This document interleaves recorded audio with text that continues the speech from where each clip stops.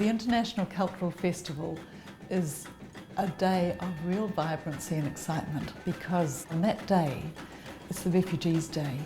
And they're the ones who are celebrating what they have brought with them and what they have contributed to New Zealand society. It's, I suppose, only come about because they are establishing themselves as their own communities. They're speaking with their own voice, nobody else is speaking for them. So all the Aucklanders who go to that just love it.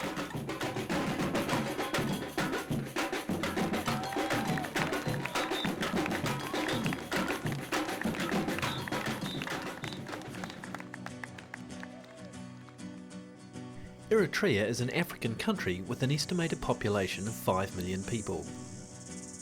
The Eritrean War of Independence began in 1961 between the Ethiopian government and the Eritrean separatists. The war continued for 30 years, causing many of the population to flee the country. Eritrean refugees have settled all over New Zealand. We are Eritrean community in New Zealand Incorporated.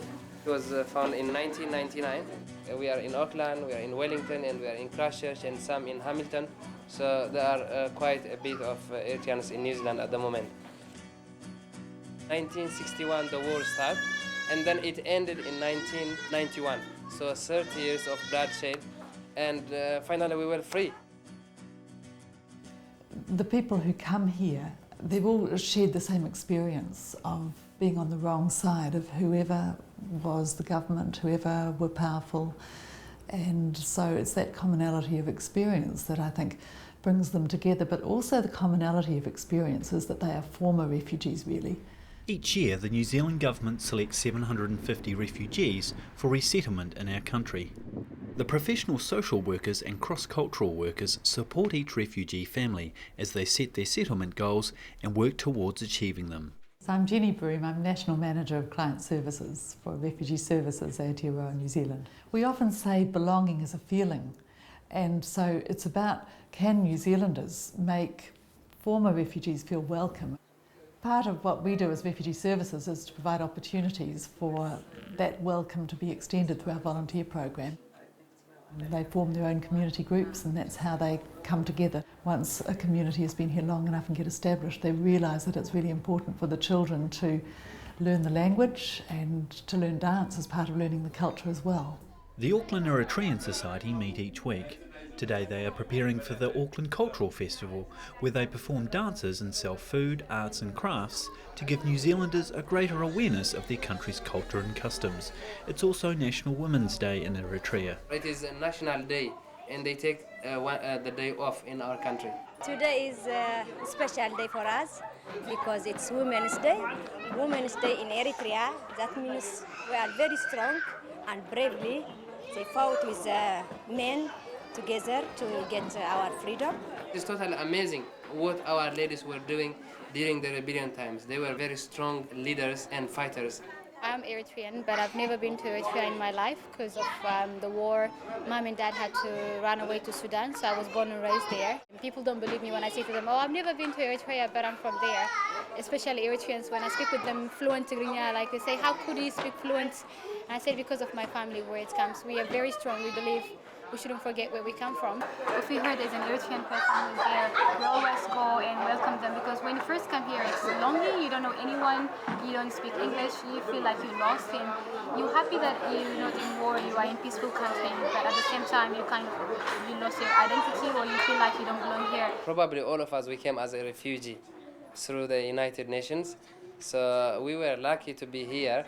As you know, in Africa, it is not, comparing to New Zealand, there is a big, our background is different.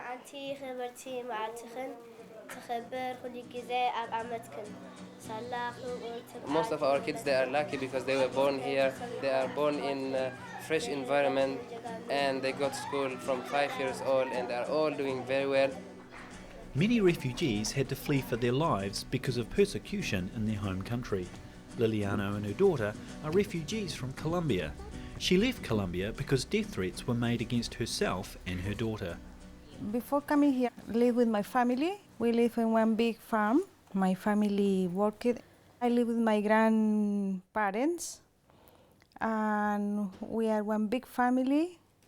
I live with my aunties and my uncles. These people killed my grandfather and my uncle, and they said my grandma and my aunties, we need to go for another country or for another place, because if no give the farm for there, they kill to us. And you have your home, you have all your things, and in 2 minutes or 1 minute you say go and you don't have nothing. We have a sense of if we are at risk, we call the police, and we have ways of being protected. It's very hard to imagine what it would be like when war or breakdown in society has taken those things away. Liliano went to Chile to live and gave birth to her daughter Sylvia. After working in Venezuela for a short time, Liliano missed her family terribly and in 1999 decided to go back to live in Colombia.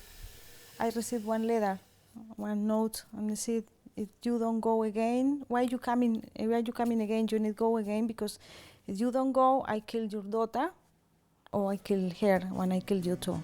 2001, I applied for refugee, and New Zealand said me yes, and I'm very happy here, but I miss everything, my country. Yes, there are struggles. Of course there are struggles when there's a different culture, a different climate, you haven't brought your family with you, there's not the community, there's not the village to bring up the children. You miss your families, you know. You feel sometimes you are by yourself because most of the family, they are back in the country. But the good news is we are here, we are happy, we are living in green, beautiful and peaceful country. Yay! My name is Billion and I'm 6 years old. Hi, my name is Samrawi and I'm 7.5 and I go to St. Mary's School. Hi, my name is Sarah and I'm 7.5 and play soccer and go swimming. Hi, my name is Hinak, I play soccer and I go to Gladstone Primary School. Hi, I'm Silvana and I'm 9 and I go to Oiraka Primary.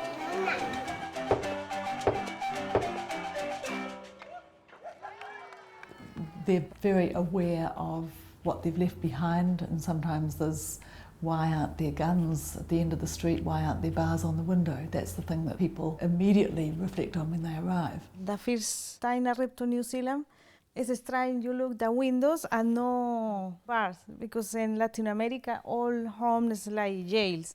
What was it like when you first came here? Terrible, because I don't understand nothing. But now I feel free. My daughter's happy here. And the first time I said thank you to the people to New Zealand, because they opened the doors for me or for my daughter.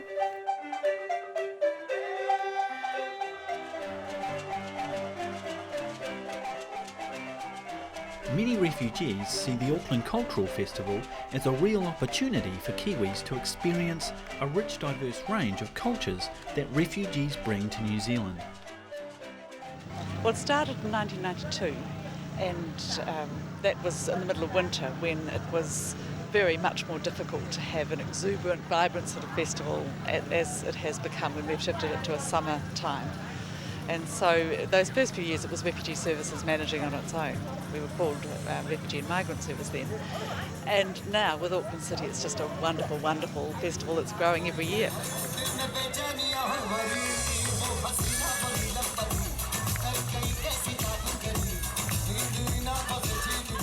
I've coordinated all the stalls at the festival today. We've got over 140 stall sites. Yeah, so pretty much everybody ethnic has been represented here. The Auckland Cultural Festival has grown considerably over its 13-year history and has expanded from its refugee origins to include migrant groups as well. Based at the War Memorial Park in Mount Roskill, the festival now spans 3 fields and houses 140 stalls. It has become a symbol of multicultural Auckland.